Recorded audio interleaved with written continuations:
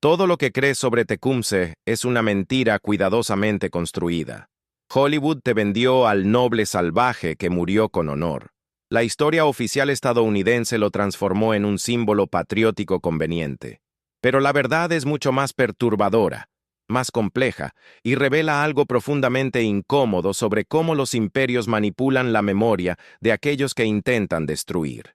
Voy a mostrarte al verdadero Tecumseh, el hombre que casi logró lo imposible: unir a decenas de tribus históricamente enemigas contra el mayor imperio de su época.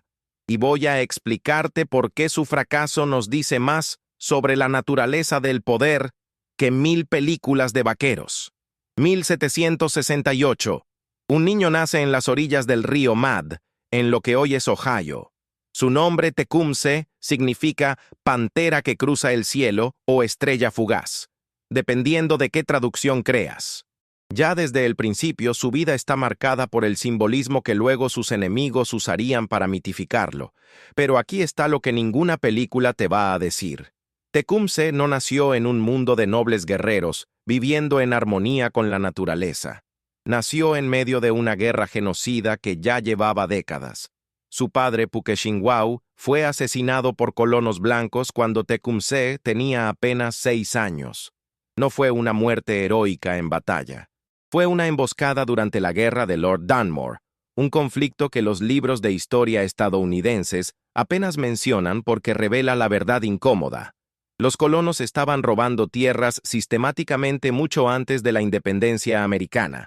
Para entender lo que Tecumseh intentó hacer, necesitas comprender la situación táctica y política de las tribus en 1800. No eran un grupo unificado esperando a ser liderados. Eran naciones completamente diferentes, con idiomas mutuamente ininteligibles, sistemas políticos distintos, rivalidades que se remontaban siglos atrás, y en muchos casos se odiaban más entre ellos que a los blancos. Los Shawnee, la tribu de Tecumseh, habían estado en conflicto con los Cherokee. Los iroqueses tenían una confederación que los hacía ver con desconfianza cualquier intento de crear otra alianza rival. Los Creek del sur tenían sus propias estructuras de poder. Desde un punto de vista político, lo que Tecumseh propuso era equivalente a intentar unir a Francia, Alemania, Inglaterra y España en 1800 mientras todas estaban en guerra entre sí. Imposible. Y sin embargo, casi lo logra. Pero antes de explicarte cómo, necesitas entender qué estaba pasando en la frontera. El Tratado de Greenville de 1795 fue una obra maestra de fraude legal. Los estadounidenses reunieron a algunos jefes tribales, muchos de ellos sin autoridad real para ceder tierras, los emborracharon y les hicieron firmar un documento que entregaba prácticamente todo Ohio y partes de Indiana. Tecumseh tenía 27 años cuando esto ocurrió y se negó rotundamente a reconocer su validez. Documentos de la época revelan que argumentó algo que los abogados modernos considerarían irrefutable: nadie puede vender lo que no posee. Para las culturas indígenas, la tierra no era propiedad individual que pudiera venderse. Era un recurso comunitario heredado de los ancestros. Un jefe no tenía más derecho a vender Ohio que el alcalde de Nueva York a vender Manhattan a China hoy. Pero aquí está el detalle que cambia todo. Los estadounidenses lo sabían perfectamente. Sabían que estos tratados eran fraudes legales. Los documentos internos del gobierno, cartas privadas de los negociadores, lo admiten explícitamente. No les importaba. Necesitaban una justificación legal para el robo de tierras porque estaban construyendo una democracia que supuestamente respetaba el derecho internacional. La hipocresía era el punto. Ahora imagina que eres Tecumseh. Tienes 30 y tantos años. Has visto a tu padre asesinado. Has visto tratado tras tratado romper promesas. Has visto colonos avanzar río tras río, empujando a tu gente más al oeste cada año. Desde un punto de vista estratégico tienes 3 opciones. 1. Rendirte y aceptar la asimilación. Vivir en reservas. Adoptar costumbres blancas. Esperar que te traten con dignidad. Spoiler, no lo harán. 2. Seguir peleando batallas tribales individuales, una por una, hasta que todas las tribus sean destruidas por separado. Esto es lo que estaba pasando. O 3. Hacer lo imposible. Unir a todas las tribus en una confederación militar y política tan poderosa que los Estados Unidos tengan que negociar de verdad o enfrentar una guerra que no pueden ganar. Tecumseh eligió la opción 3. Y para entender la magnitud de lo que intentó, necesitas saber que estaba proponiéndoles a tribus que habían estado matándose entre sí durante generaciones que se unieran bajo un solo banner. No era solo difícil, era aparentemente imposible. Y aquí es donde entra su hermano, Tenskwatawa, el profeta. Este tipo era algo salido de una novela, ciego de un ojo, alcohólico recuperado, decía hablar directamente con el Gran Espíritu. En 1805 tuvo una visión después de un coma alcohólico que cambió todo. Empezó a predicar una reforma espiritual radical. Los indígenas debían abandonar completamente los productos de los blancos, dejar el alcohol, rechazar el cristianismo, volver a las viejas formas. Pero aquí está lo inteligente. Mientras Tenskwatawa predicaba revolución espiritual, Tecumseh usaba ese fervor religioso como herramienta política. No era manipulación cínica. Tecumseh genuinamente creía en la visión de su hermano, pero también entendía que la espiritualidad compartida era el único pegamento suficientemente fuerte para unir culturas tan diferentes. Cartas de oficiales estadounidenses de la época, ahora en los archivos nacionales, revelan que estaban aterrorizados de este movimiento religioso porque comprendían su potencial político. Para 1808, Tecumseh había construido una red que se extendía desde los Grandes Lagos hasta el Golfo de México. Viajó personalmente miles de kilómetros, un logro físico extraordinario en aquella época sin carreteras ni caballos confiables. Habló con Choctaw, Chickasaw, Creek, Cherokee, Osage. Según testimonios registrados, su elocuencia era legendaria. Un oficial británico escribió que Tecumseh era el orador más extraordinario que he escuchado. Podía hacer que un auditorio llorara o ardiera de furia según su voluntad. Pero aquí está lo que Hollywood nunca muestra. Muchas tribus lo rechazaron. Los Cherokee, que ya estaban adoptando agricultura al estilo europeo y un sistema de escritura, pensaban que Tecumseh era un soñador peligroso. Parte de los Creek pensaban que era un agente del caos, y tenían sus razones válidas. Unirse a Tecumseh significaba guerra total contra Estados Unidos. Para tribus que ya habían sido devastadas por enfermedades, hambrunas y conflictos, era un riesgo existencial. Tácticamente, lo que Tecumseh proponía tenía sentido militar perfecto. Estados Unidos, en 1810, era vulnerable. Tenía un ejército pequeño, milicias estatales poco entrenadas, y estaba a punto de entrar en guerra con Gran Bretaña. Si las tribus atacaban coordinadamente en un frente de miles de kilómetros, mientras Estados Unidos peleaba en dos frentes, tenían una oportunidad real. Cualquier general competente analizando la situación diría que Tecumseh tenía razón. Pero la guerra no es solo táctica, es logística, es política, es mantener alianzas. Y aquí está donde todo empezó a desmoronarse. 1811.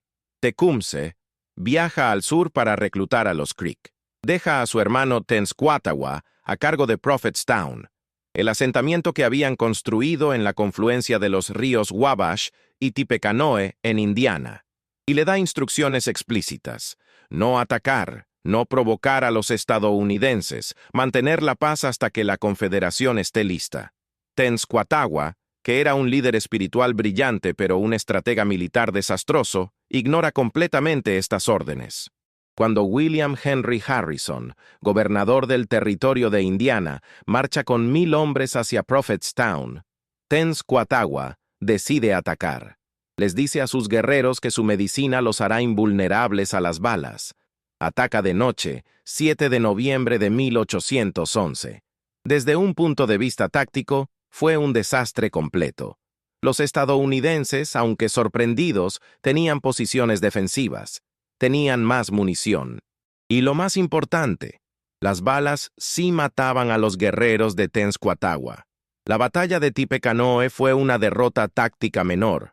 Ambos bandos perdieron aproximadamente 60 hombres, pero fue una catástrofe política absoluta. Los guerreros perdieron fe en la medicina del profeta. Muchas tribus que estaban considerando unirse a la confederación se retiraron, y Tecumseh, cuando regresó y descubrió lo que había pasado, según testimonios, casi estrangula a su hermano.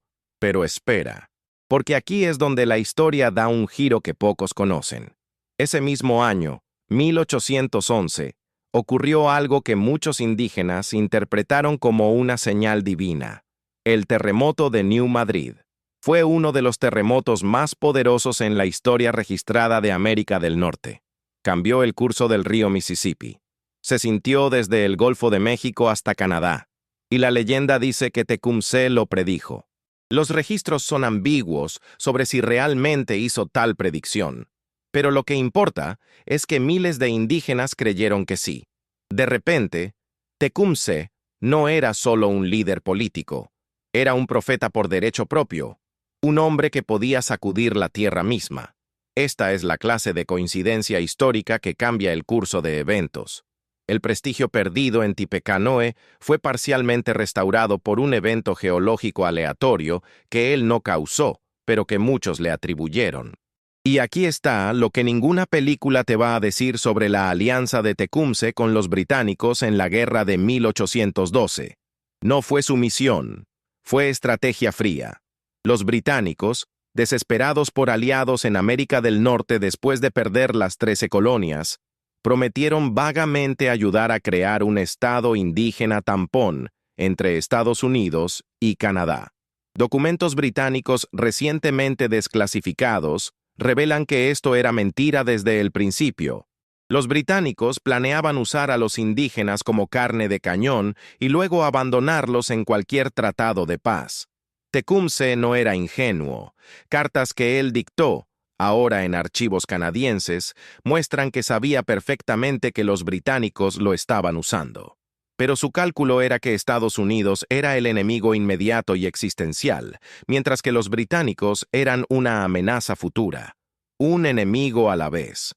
Desde un punto de vista estratégico, tenía razón.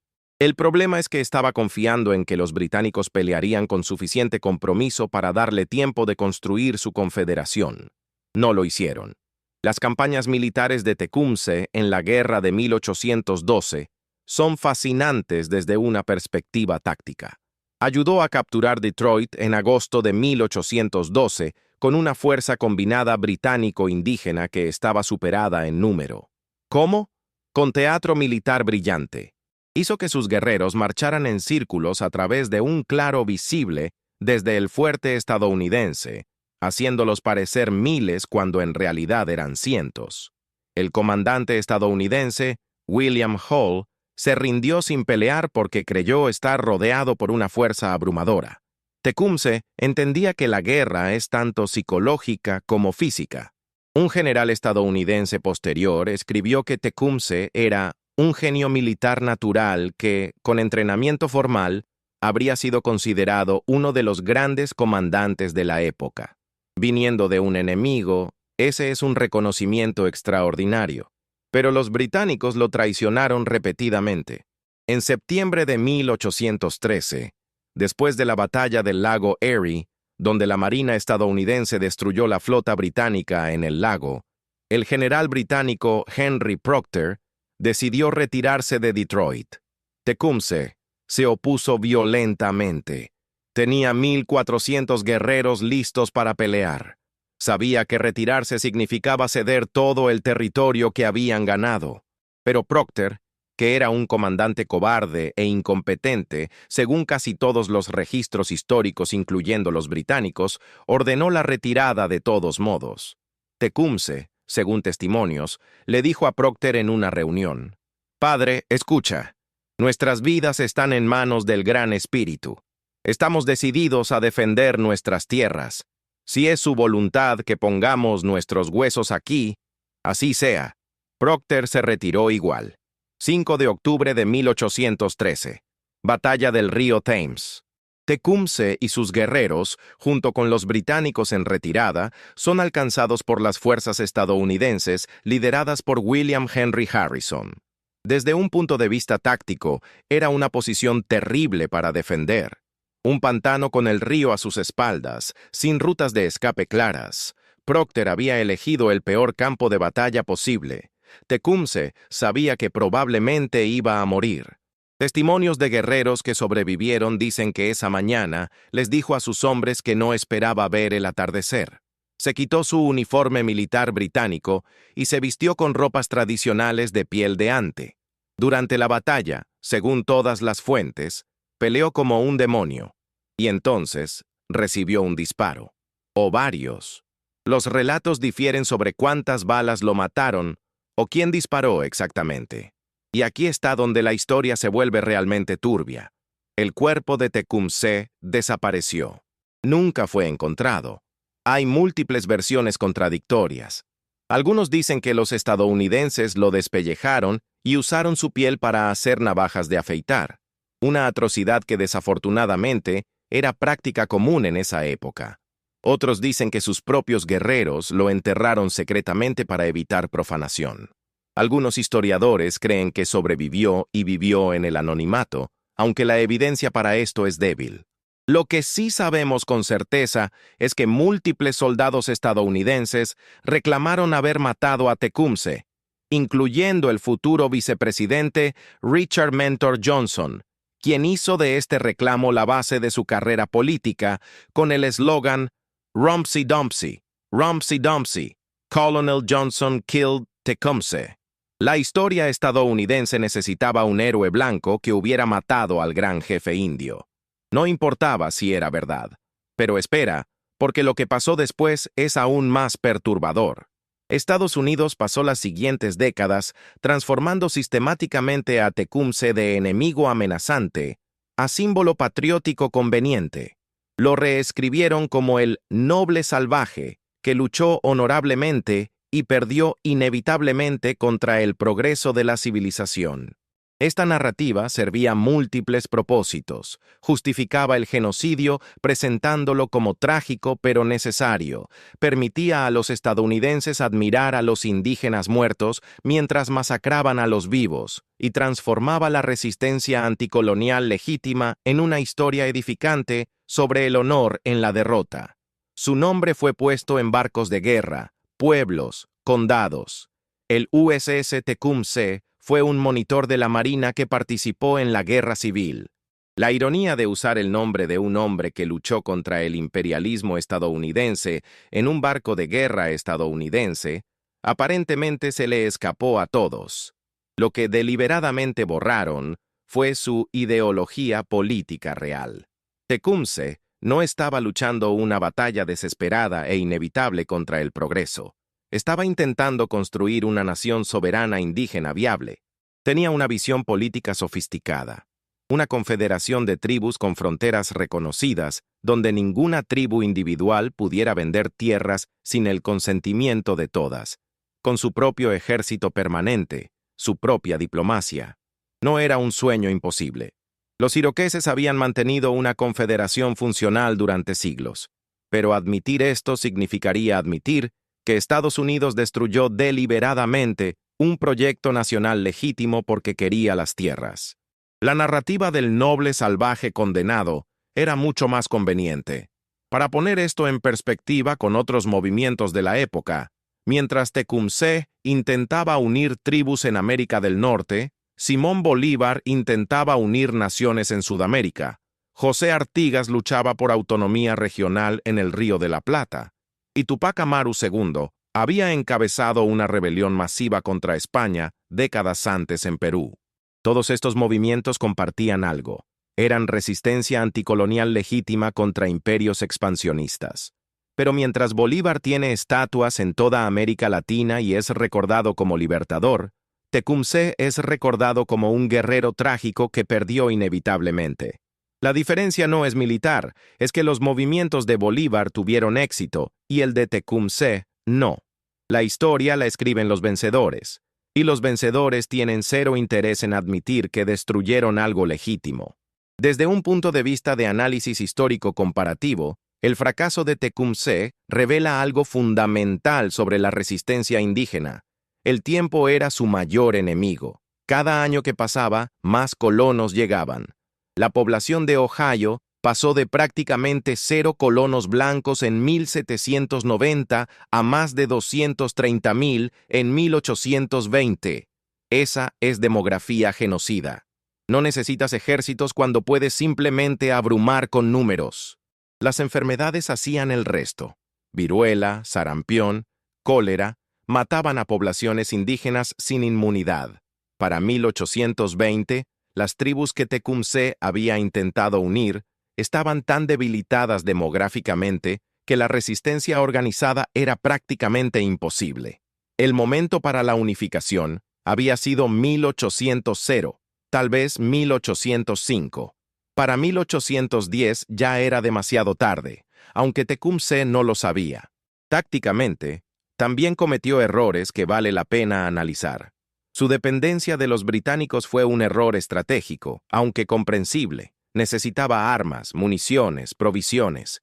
Pero al alinear su confederación con Gran Bretaña, permitió que los estadounidenses enmarcaran la resistencia indígena como parte de una guerra internacional en lugar de un movimiento nacional legítimo. Cuando la guerra terminó en 1814 con el Tratado de Gante, los británicos abandonaron completamente a sus aliados indígenas. El tratado ni siquiera los mencionaba. Habían sido usados y descartados. Tecumseh había advertido sobre esto. Había desconfiado de los británicos desde el principio, pero no tenía alternativas. Es fácil juzgar sus decisiones desde nuestro cómodo presente. La realidad es que todas sus opciones eran malas. También hay que hablar de las divisiones internas que nunca pudo resolver. El dilema fundamental era que estaba pidiendo a culturas con diferentes sistemas económicos que se unieran. Las tribus de los bosques del este vivían principalmente de caza y recolección con algo de agricultura. Las tribus de las planicies vivían de la caza de búfalos. Las tribus del sur ya estaban adoptando agricultura intensiva y en algunos casos esclavitud al estilo europeo. ¿Cómo construyes una confederación con economías tan diferentes? ¿Cómo estableces políticas comunes cuando las necesidades son tan distintas? Tecumseh apostaba a que el enemigo común superaría estas diferencias. Para muchas tribus, no fue suficiente. Y él no tuvo tiempo para resolver estos problemas porque constantemente estaba en modo de crisis, peleando batallas, respondiendo a invasiones. La ironía cruel es que necesitaba paz para construir su confederación, pero solo la amenaza de guerra mantenía a las tribus unidas. Hablemos también de su vida personal, porque Hollywood te vendió al guerrero estoico sin vida interior. Tecumseh estaba casado, tuvo un hijo. Su esposa se llamaba Mamate, y cuando ella murió, él se casó con otra mujer, pero ese matrimonio aparentemente fracasó. Los registros personales son escasos, pero las pocas cartas y testimonios que tenemos sugieren que era un hombre con un código moral rígido. Prohibía la tortura de prisioneros, algo inusual para la guerra de la época, tanto para indígenas como para blancos. Documentos estadounidenses admiten que Tecumseh repetidamente protegió prisioneros de ser ejecutados por sus propios guerreros. Un soldado estadounidense, que fue su prisionero, escribió después que fue tratado con más respeto por Tecumseh que por sus propios oficiales. Esto no es romanticización, está documentado en múltiples fuentes independientes, pero no lo conviertas en santo.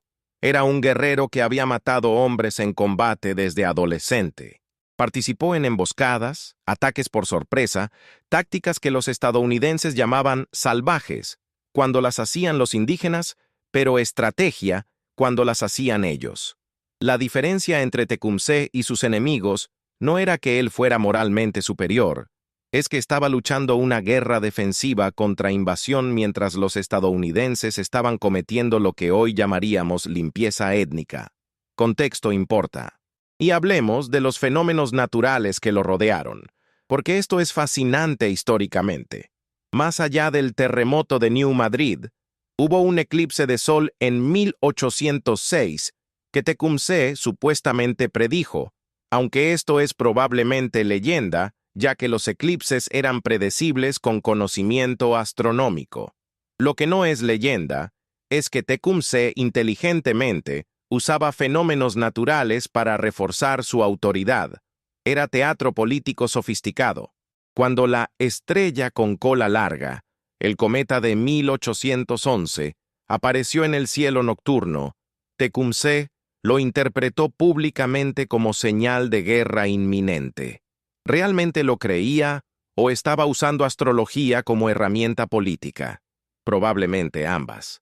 Las personas del siglo XIX, incluidos europeos educados, creían en presagios. No era superstición exclusivamente indígena. Ahora hablemos de lo que pasó después de su muerte, porque esto es donde la manipulación histórica se vuelve realmente obvia. Los estadounidenses pasaron el resto del siglo XIX completando lo que Tecumseh había intentado prevenir: la remoción de todas las tribus del este del Mississippi. La Ley de Remoción India de 1830, firmada por Andrew Jackson, quien había peleado contra los aliados de Tecumseh en el sur, forzó el traslado de decenas de miles de indígenas a territorio oeste del Mississippi, en lo que se conoció como el Sendero de Lágrimas. Miles murieron en el camino, fue genocidio legalizado, y mientras tanto, los mismos estadounidenses que estaban cometiendo estas atrocidades nombraban pueblos en honor a Tecumseh. La disonancia cognitiva era absoluta.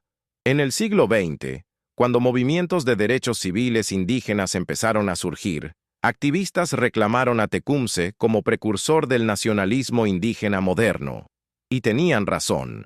Su visión de unidad pantribal, de soberanía colectiva, de negarse a ser asimilados o destruidos individualmente, resuena directamente con movimientos como el American Indian Movement de los años 70. La diferencia es que para el siglo XX, la ventana para resistencia militar había cerrado completamente. La resistencia se volvió legal, política, cultural, pero la ideología central, que las naciones indígenas tienen derecho a existir como naciones soberanas, viene directamente de pensadores como Tecumseh. Arqueológicamente, el sitio de Prophetstown ha sido excavado extensamente. Encontraron restos de una comunidad de miles de personas, herramientas de metal europeas, junto con herramientas tradicionales de piedra, evidencia de agricultura. Esto confirma algo importante. La comunidad de Tecumseh no era un retroceso romántico a un pasado precontacto. Era una sociedad híbrida deliberada, tomando tecnología útil europea mientras rechazaba dominación política europea. Este tipo de sincretismo cultural es exactamente lo que líderes anticoloniales exitosos hacen. Tecumseh lo entendió. No era un reaccionario que quería volver a 1500. Era un revolucionario que quería forjar un nuevo tipo de sociedad indígena que pudiera competir con Estados Unidos en sus propios términos. Los documentos más fascinantes son las transcripciones de sus discursos, preservados por traductores. En una reunión con William Henry Harrison en 1810, Tecumseh argumentó: las tierras pertenecen a todas las tribus en común. Ninguna tribu individual tiene derecho a vender sin el consentimiento de todas. Esto es filosofía política sofisticada. Es un argumento sobre soberanía, representación, legitimidad del consentimiento. Harrison no tenía respuesta excepto decir que Estados Unidos ya había comprado las tierras y no las iba a devolver. Fue la conversación de dos hombres inteligentes que sabían que iban a terminar en guerra porque el compromiso era imposible. Estados Unidos quería expansión ilimitada. Tecumseh quería fronteras fijas y respetadas. No había punto medio. Para entender completamente el legado de Tecumseh, tienes que verlo en el contexto de 500 años de resistencia indígena. No fue el primero en intentar unificación tribal. La Confederación Iroquesa lo precedió por siglos. Pontiac había liderado una rebelión pantribal en 1763.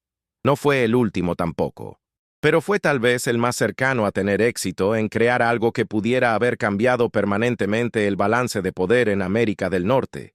Si hubiera tenido 5 años más, si los británicos hubieran sido aliados confiables, si Tenskwatawa no hubiera atacado prematuramente en Tippecanoe, si el terremoto hubiera ocurrido 2 años antes cuando su confederación estaba más fuerte, sí, sí, sí, la historia está llena de estos. Pero la realidad es que estaba intentando algo casi imposible contra un enemigo con ventajas demográficas, tecnológicas y económicas abrumadoras. Y aquí está la lección final que Hollywood nunca va a enseñarte.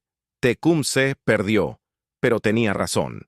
Cada argumento que hizo sobre tratados fraudulentos se probó cierto. Estados Unidos rompió literalmente todos los tratados que firmó con tribus indígenas. Cada advertencia que dio sobre asimilación forzada se materializó en políticas de gobierno.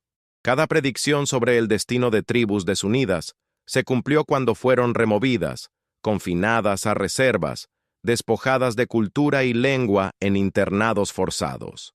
La visión de Tecumseh de una confederación soberana indígena fuerte era la única alternativa realista a lo que realmente pasó: la casi destrucción total de culturas indígenas al este del Mississippi.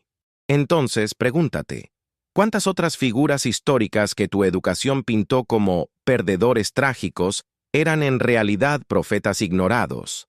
¿Cuántas revoluciones fallidas eran intentos legítimos de justicia aplastados por imperios más poderosos? Cuando Hollywood te muestra al noble salvaje, muriendo gloriosamente en derrota inevitable, ¿qué agenda está sirviendo esa narrativa? No es accidente que te enseñen a admirar a los resistentes muertos mientras ignoras las injusticias que causaron su resistencia. Es más fácil sentir lástima por Tecumseh que admitir que tu país se construyó sobre el tipo de robo sistemático de tierras que él intentó prevenir. La verdadera tragedia no fue que Tecumseh murió peleando. Muchos hombres mueren en guerra. La verdadera tragedia es que tenía una alternativa viable a genocidio, y el mundo eligió genocidio de todos modos. Tenía un plan para coexistencia que habría salvado millones de vidas, preservado culturas, evitado un siglo de guerras. Y fue destruido no porque estaba equivocado, sino porque era inconveniente para un imperio en expansión. Esa es la lección que debes llevarte. La justicia pierde seguido contra el poder, pero eso no hace que la justicia esté equivocada.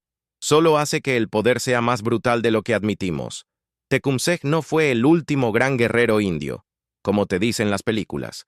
Fue el primer gran nacionalista indígena, un visionario político que entendió que la única supervivencia posible era la unidad.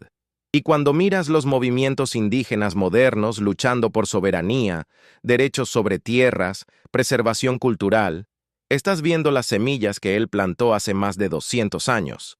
Perdió la guerra, pero la idea nunca murió. Y tal vez esa es la victoria más importante de todas, que 200 años después, todavía estamos hablando de él. Todavía estamos aprendiendo de él, y todavía estamos preguntándonos qué mundo diferente podría haber existido si hubiera tenido éxito.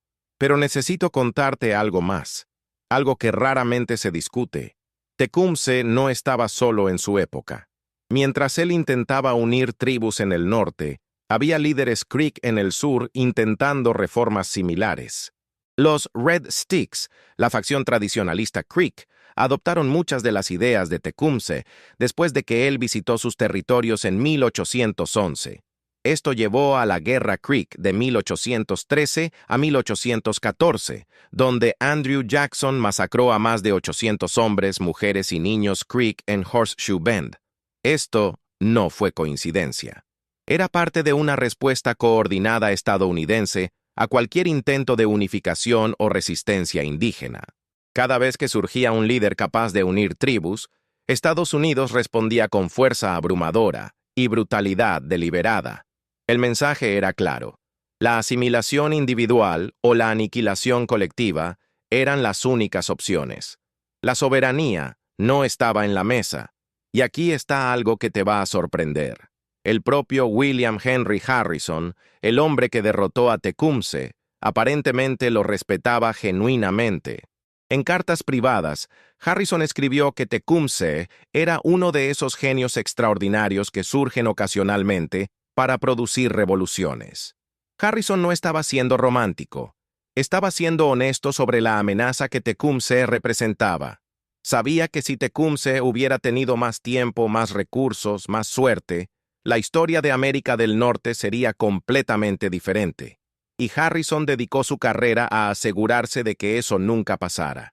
Usó su victoria sobre Tecumseh para llegar a la presidencia en 1840 con el eslogan Tippecanoe and Tyler too. Construyó una identidad política completa sobre haber destruido el sueño de Tecumseh. Y cuando murió un mes después de asumir el cargo, por ironía de la historia, algunos indígenas lo atribuyeron a una maldición de Tenskwatawa. Superstición, por supuesto, pero revela cuánto persistió el poder simbólico de los hermanos incluso después de su derrota. La batalla del río Thames, donde Tecumseh murió, duró menos de una hora. Piensa en eso.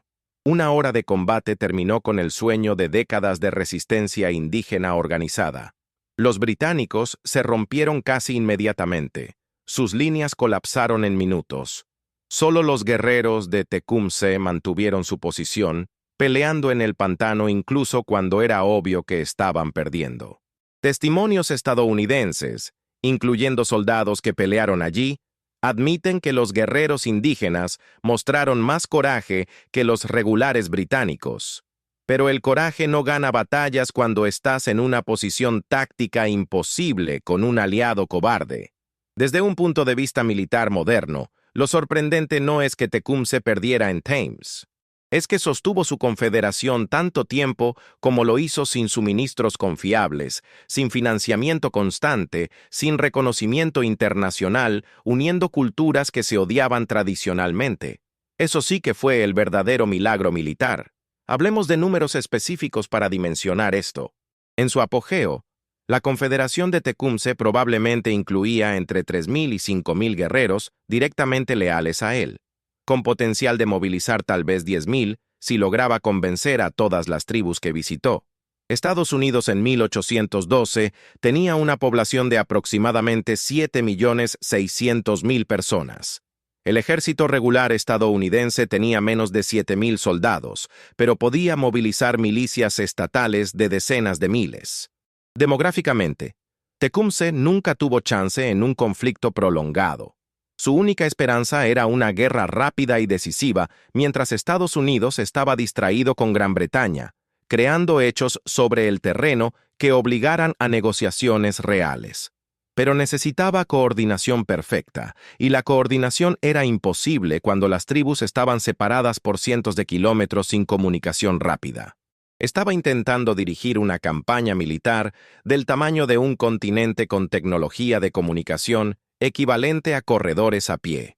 Pon eso en perspectiva. Generales modernos tienen satélites, radio, internet, y aún así, la coordinación militar es difícil. Tecumseh tenía mensajeros que tardaban semanas en atravesar territorios hostiles.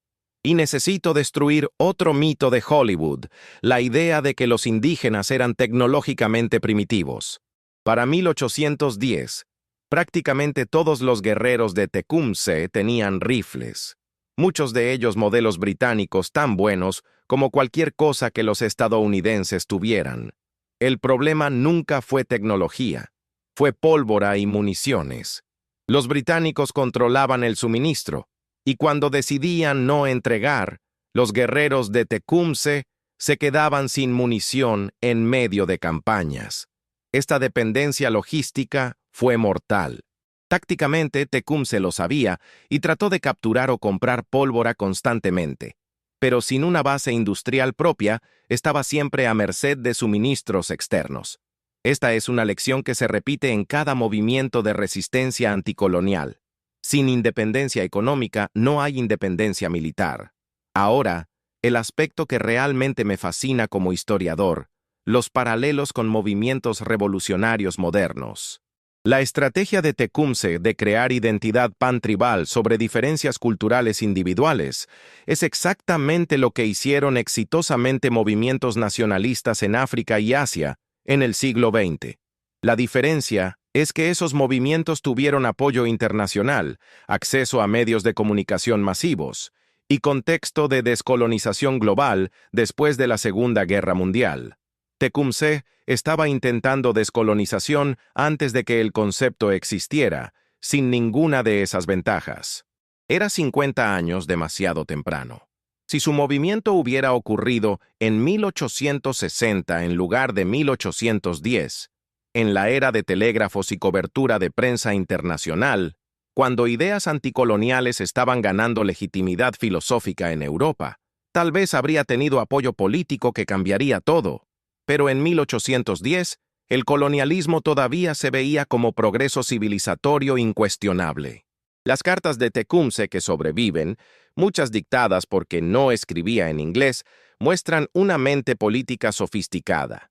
En una carta a Harrison, argumenta usando lenguaje legal europeo sobre tratados internacionales, soberanía nacional, legitimidad gubernamental. No estaba rechazando la modernidad. Estaba exigiendo que las reglas de la modernidad se aplicaran consistentemente. Si los tratados entre naciones europeas eran vinculantes y sagrados, ¿por qué los tratados con naciones indígenas podían romperse a voluntad? Si el derecho internacional prohibía conquistas sin causa justa, ¿por qué Estados Unidos podía simplemente tomar tierras? Tecumseh usaba la propia retórica legal de Estados Unidos contra ellos. Y Estados Unidos no tenía respuesta excepto fuerza bruta. Eso te dice todo lo que necesitas saber sobre quién tenía razón legalmente. Para los últimos años de su vida, Tecumseh sabía que probablemente iba a perder. Las cartas y testimonios de 1812 y 1813 muestran un hombre cada vez más desilusionado con los británicos, frustrado con la desunión tribal, consciente de que el tiempo se agotaba, pero siguió peleando. ¿Por qué? Porque entendía algo fundamental. Rendirse sin pelear significa que te asimilan o te exterminan lentamente. Pelear y perder al menos crea una narrativa de resistencia que futuras generaciones pueden usar. Es lo mismo que hizo el Che Guevara, Patrice Lumumba, Thomas Sankara. Sabían que probablemente perderían individualmente, pero la resistencia misma se convierte en inspiración. Tecumseh se convirtió en símbolo precisamente porque no se rindió cuando la derrota era inevitable. Y hablemos honestamente sobre la violencia. Tecumseh y sus guerreros mataron civiles en ataques a asentamientos fronterizos. Mataron familias completas. Niños. Esto está documentado. No puedo y no voy a excusar eso. Pero contexto importa. Estas no eran decisiones tomadas en vacío. Eran represalias por masacres de aldeas indígenas enteras por milicias estadounidenses. El ciclo de violencia había estado escalando durante décadas. Cada lado justificaba atrocidades como venganza por atrocidades previas. Y aquí está la pregunta incómoda que necesitamos hacer. Cuando un pueblo está siendo sistemáticamente despojado de sus tierras, empujado hacia extinción, ¿qué métodos de resistencia son moralmente aceptables? No tengo una respuesta fácil. Lo que sí sé es que juzgar táctica de desesperación desde nuestro presente cómodo y pacífico es intelectualmente deshonesto. Tecumseh estaba peleando una guerra existencial, y en guerras existenciales, la gente hace cosas horribles. Todos los lados. Siempre. Arqueológicamente, hay algo fascinante. El sitio de la batalla del río Thames ha sido estudiado con detectores de metal modernos y técnicas forenses. Encontraron concentraciones de balas que muestran exactamente dónde estaban posicionadas las fuerzas. Lo que revela es que los guerreros de Tecumseh mantuvieron formación disciplinada mucho más tiempo del que los registros británicos admitían. Los británicos reportaron que sus aliados indígenas huyeron rápidamente. La evidencia física muestra que sostuvieron posiciones contra fuego concentrado durante un tiempo considerable. Esta es la clase de detalle pequeño que cambia nuestra comprensión. Los británicos minimizaron la valentía indígena para excusar su propia cobardía. Otro aspecto raramente discutido: el papel de las mujeres en el movimiento de Tecumseh. Su hermana, Tecumapeás, era una figura política importante entre los Shawnee. Las mujeres en muchas culturas indígenas tenían roles políticos que las mujeres blancas de la época no tenían. Ellas participaban en consejos, influenciaban decisiones sobre guerra y paz, controlaban distribución de recursos. El movimiento de Tecumseh no era solo guerreros hombres, era comunidades enteras reorganizándose políticamente. Prophetstown incluía familias completas, miles de personas viviendo en una comunidad intencional basada en nueva visión social. Cuando fue destruida después de Tippecanoe, no fue solo una derrota militar. Fue la destrucción de un experimento social radical. Y aquí está algo que debería enfurecerte. Después de la muerte de Tecumseh, Estados Unidos continuó la política de remoción que él había resistido, pero ahora la llamaron humanitaria. El argumento era que estaban salvando a los indígenas de extinción al moverlos lejos de la civilización corrupta. Esta gimnasia mental orwelliana permitió que la misma gente que había masacrado aldeas se viera como salvadores benevolentes. Andrew Jackson, quien firmó la Ley de Remoción India, genuinamente creía que estaba siendo bondadoso. Documentos privados muestran que pensaba que estaba evitando el exterminio completo de los indígenas al simplemente desplazarlos. Esta capacidad del poder para reescribir brutalidad como benevolencia es una de las lecciones más importantes de la historia de Tecumseh, y sigue pasando hoy. Cada vez que un gobierno describe intervención militar como misión humanitaria o colonización como traer democracia, están usando el mismo manual de juego que usaron contra Tecumseh. Déjame darte números específicos del Sendero de Lágrimas para que entiendas lo que pasó después de que el sueño de Tecumseh murió. Entre 1830 y 1850, aproximadamente 100,000 indígenas fueron forzados a reubicarse. Se estima que entre 15,000 y 20,000 murieron en el proceso. Eso es una tasa de mortalidad del 15 al 20%. Para comparación, el paso medio del comercio de esclavos africanos tenía una tasa de mortalidad de aproximadamente 15%. Estamos hablando de niveles comparables de sufrimiento humano. Y esto fue 50 años después del Holocausto de Napoleón en Europa. El mundo occidental supuestamente civilizado sabía exactamente lo que estaba pasando y no le importó. Tácticamente, la lección final de Tecumseh es sobre timing. Tenía la estrategia correcta, tenía las habilidades de liderazgo, tenía la visión política, pero no tenía tiempo. La ventana de oportunidad para resistencia indígena exitosa probablemente cerró en algún momento entre 1780 y 1800. Para cuando Tecumseh llegó a prominencia en 1810, la demografía ya había cambiado demasiado. Esto es lo que hace su historia tan trágica. No falló por incompetencia o cobardía, falló porque estaba haciendo lo imposible demasiado tarde. Es como si Leónidas en Termópilas hubiera llegado después de que los persas ya controlaran toda Grecia. El heroísmo no cambia matemáticas. Pero aquí está la verdad más profunda, la que ningún libro de texto te va a enseñar. Tecumseh te muestra que la historia no es inevitable. Durante décadas después, la narrativa oficial estadounidense era que el destino de los indígenas estaba sellado desde el principio, que el progreso de la civilización occidental sobre pueblos primitivos era natural e imparable. Esta es propaganda diseñada para justificar genocidio, presentándolo como fuerza de la naturaleza en lugar de serie de decisiones políticas deliberadas. La verdad es que en varios momentos, especialmente alrededor de 1800, 1805, 1810, había puntos de bifurcación donde la historia podría haber ido diferente. Si Tecumseh hubiera tenido aliados confiables, si el timing del terremoto hubiera sido diferente, si Tenskwatawa no hubiera atacado prematuramente, si los británicos hubieran tenido más coraje. Sí, sí, sí.